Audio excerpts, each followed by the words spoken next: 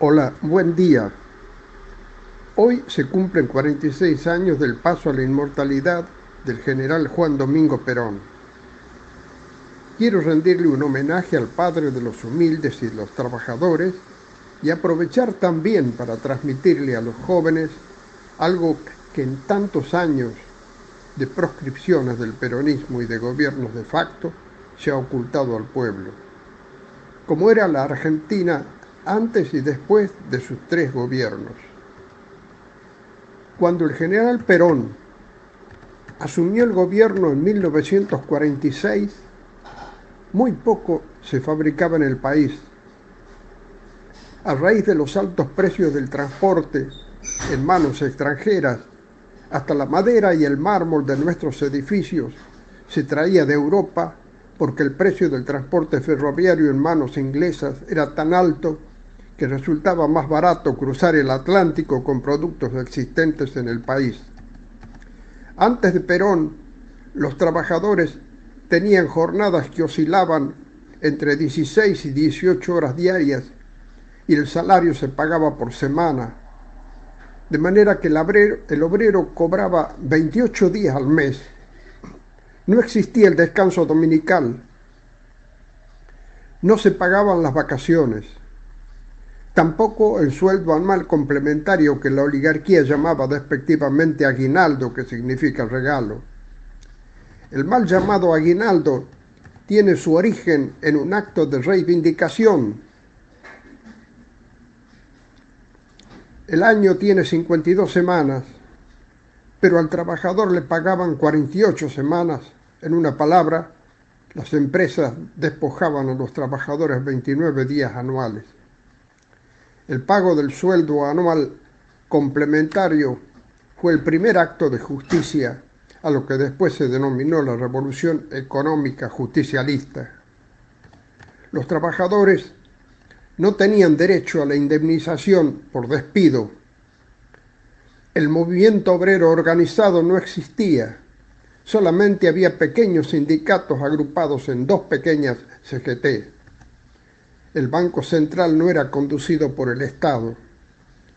Era tal la situación que Perón llegó a decirle a los trabajadores ferroviarios en 1949: si hace 25 años un iluso como yo les hubiera dicho, dentro de 3 años vamos a comprar los ferrocarriles, vamos a pagar la deuda externa, a comprar una marina mercante de 1,5 millones de tonelaje, vamos a argentinizar los puertos que son extranjeros, a comprar las compañías telefónicas, nacionalizar los seguros y reaseguros, a nacionalizar el Banco Central, a eliminar los pulpos que están medrando a costillas de nuestros agricultores.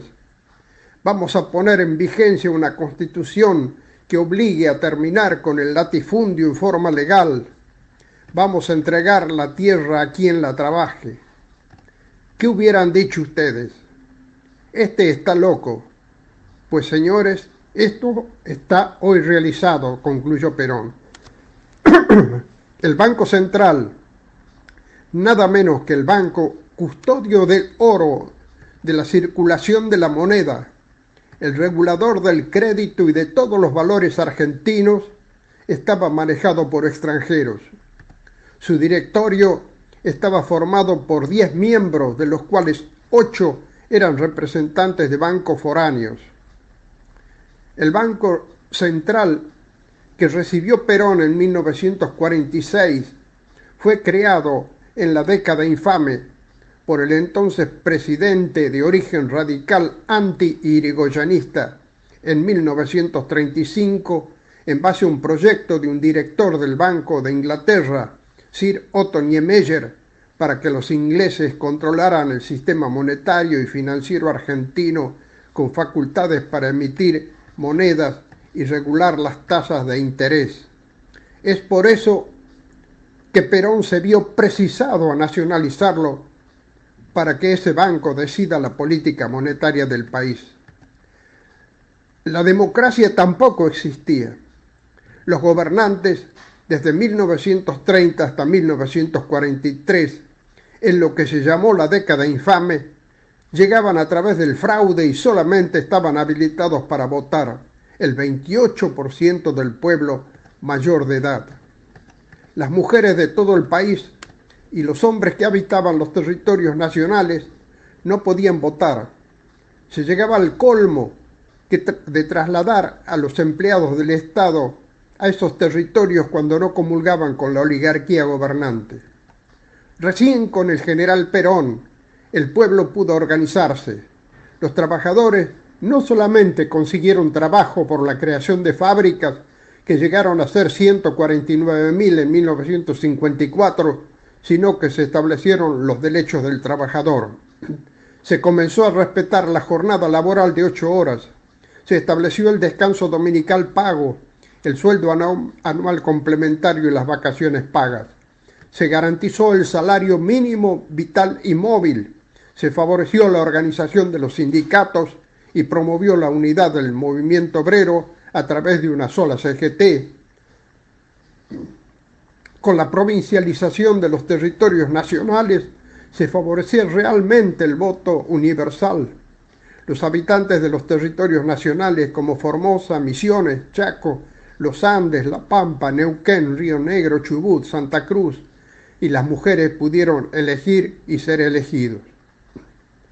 Según la memoria y balance del Banco Central, que hasta entonces era privado, existía una deuda externa de 3.500 millones de dólares, créditos por 1.500 millones de la misma moneda, pero bloqueados con un servicio anual en divisas que se acercaba a los 1.000 millones de dólares para el pago de los beneficios de las empresas extranjeras que explotaban nuestros servicios públicos y otras radicadas en el país, seguros, reaseguros, comercialización agraria, pago de la deuda externa, fletes marítimos, aéreos, etc.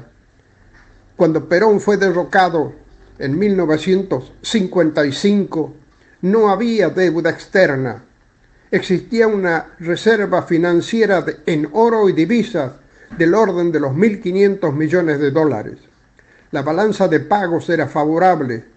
Se habían incorporado al patrimonio nacional los seguros y reaseguros, los servicios públicos, ferrocarriles, flota mercante, astilleros, teléfonos, electricidad, tranvías, fábrica de automóviles, fábrica de aviones, fábricas de acero, etc.